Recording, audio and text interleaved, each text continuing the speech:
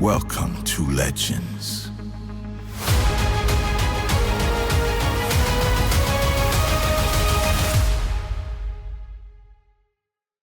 This might be the most epic golf toughness story in the history of the world. Golfing under carpet bombing.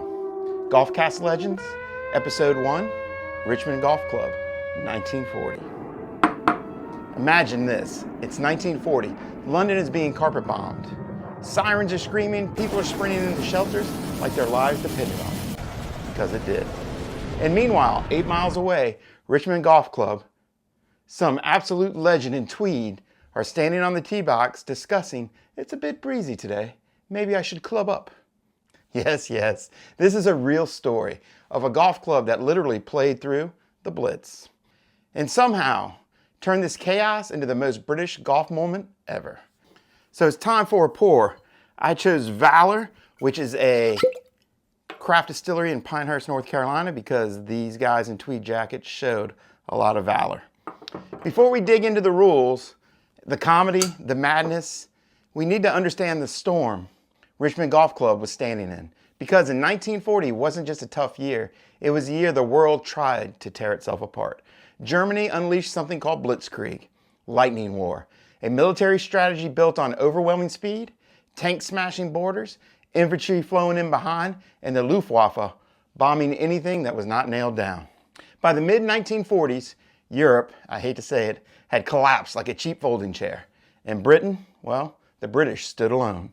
So Hitler launched something called the Blitz, 57 straight nights of bombing in London, plus countless raids across surrounding towns. Homes destroyed, factories flattened, streets were burning, families sleeping in underground stations just to stay alive. Richmond, this peaceful town southwest of London, was hit hard too. Bombs fell on the golf course, and outbuildings and the laundry facilities were obliterated. Shrapnel landed across the fairways. Delayed action bombs sat ticking in the fairways. In the middle of all this, the British government issued the most famous understatement in the world. And it became accidentally iconic. Keep calm and carry on. Most people read that while their roofs were on fire and thought, yeah, right, sure. Come on, Churchill. But Richmond Golf Club, they treated carry on like it was a mission statement. They didn't carry on with life, they carried on with golf. Cheers to you. Oh, that's good. Let's get some background. To understand why the club fought so hard to keep playing, you need to appreciate the place itself. For generations, Sudbrook Park and its great house stood in an aristocratic estate, deep 18th century roots.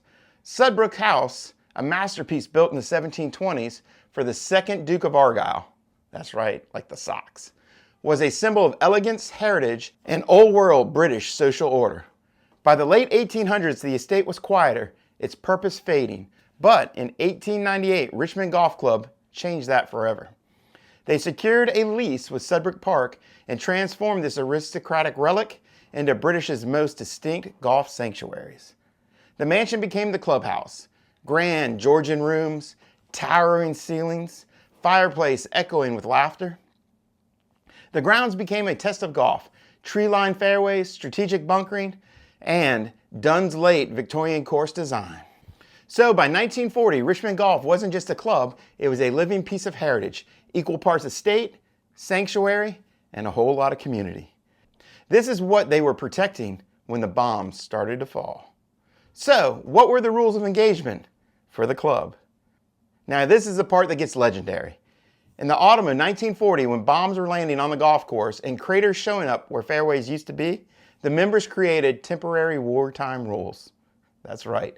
Temporary wartime rules. No parody, no satire, actual rules in actual competition. And I have to tell you, these things are glorious. Rule number 1, pick up bomb and shrapnel splinters.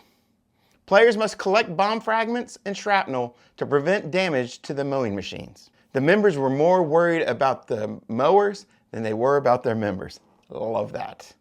Rule number 2, take cover during gunfire. No penalty. Feel free to dodge death, just don't ruin the pace of play.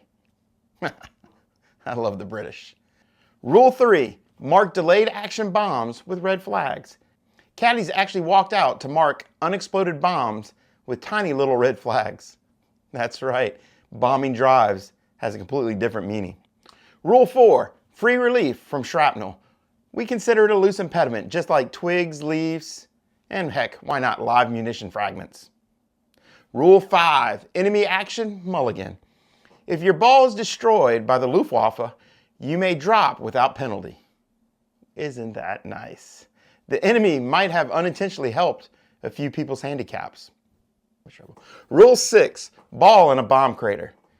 Take flag stick, ball and crater, go back as far as you want on that line, and you actually get free relief. That's right, you get relief from craters. Rule 7, bomb interrupts your swing, penalty of 1 stroke. If a bomb goes off during your backswing, you may replay it, penalty of 1 stroke. This is it, without exaggeration, the most British rule ever written. So this is where legends were born. Most stories have a single hero.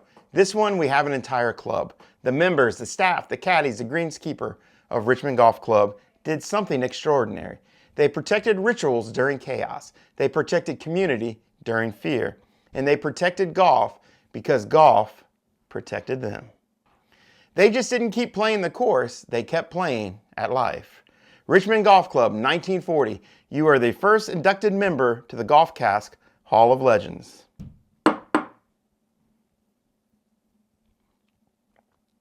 Here's to the club that kept swinging while the sky fell apart around them. There was a propaganda twist to this. Here's where the story goes from funny to, you gotta be frickin' kidding me. The temporary rules didn't just amuse British newspapers, they spread quickly. Like in the early 1940s version of going viral. Except instead of TikTok teenagers dancing, it was a golf club casually surviving wartime munitions. The British public ate it up. It became a symbol of resilience. Look at us, still playing through this apocalypse. But in Germany, oh, they reacted different. They hated it. Joseph Goebbels, the great propagandist, known mostly for being insecure, miserable, and chronically allergic to joy, saw the rules and absolutely detonated. He used them as an official broadcast as proof that the British were snobbish, pretentious, and ridiculous. When it comes to these rules, no way. Imagine the mental gymnastics it takes to be leading a bombing campaign, then getting personally offended that the people you're bombing are still teeing it off. Lord Haha, the radio traitor, joined in too. He mocked the rules on air in that condescending tone he used right before everyone in Britain switched him off and went back to ignoring him, which is honestly the peak of British resistance. But in trying to mock the rules, they accidentally broadcast something else. The British won't break. You know that you've miscalculated when your propaganda actually inspires your enemy, bringing community together. Well done. These rules were not just petty defiance, they were a psychological warfare, a message carried across the world. You can bomb us, you can scare us, but you cannot take our rituals. You have to pry them out of my dead, cold hands. And that is when Richmond Golf Club's legend went from local folklore to global phenomenon. Time to finish this pour like a legend. All right, let's bring this baby home. Yes, the rules were hilarious. Yes, the situation was a little insane. And yes, caddies marking unexploded bombs with tiny little red flags deserve medals, therapy, or maybe both. But underneath all the humor is the beating heart of the whole story. Humans cling to rituals because rituals keep us human. When the world is uncertain, you find your constants. And for some people, that's faith. For others, it could be a family dinner around the table. And for some, it's a pint at the local pub, a cigar on the back step, or a round of whiskey with friends. For Richmond Golf Club in 1940, it was a tea time and everything that came with it. The walk, the conversation, the jokes, the arguments, the quiet. And of course, the challenge. The familiar rhythm of the game older than the nation that is bombing them. Golf wasn't a luxury, it was a life raft. It reminded them we're still us and we are still here. And when the bomb crater appeared in the middle of the fairway, they didn't call it a disaster. They just simply called it ground under repair. That's not just golf, that's philosophy. That's how you survive anything. You take the crater, respect its existence, adjust your stance, and keep playing. Richmond didn't just teach us golf resilience, they taught us life resilience. And that's why this story matters. So let's close this out with a toast for the toughest golfers in history. To Richmond Golf Club, 1940, the first official member of the GolfCask Hall of Legends. A club that stared down blitzkrieg, firestorms, and fear, and answered with pure, stubborn courage. Keep calm, carry on, and let's play through. A community that kept ritual alive when the world lost its footing, a fairway that refused to surrender. To Richmond, proof that sometimes the bravest things you can do is show up with tees in your pocket and refuse to quit. Spark, sip, swing at GolfCask. If this story hit you in the soul, hit subscribe. Leave a comment, and if you're ready to become a legend yourself, join the GolfCask community. There are no goodbyes inside a GolfCask, just until next time. Cheers, my friend. See you on the course.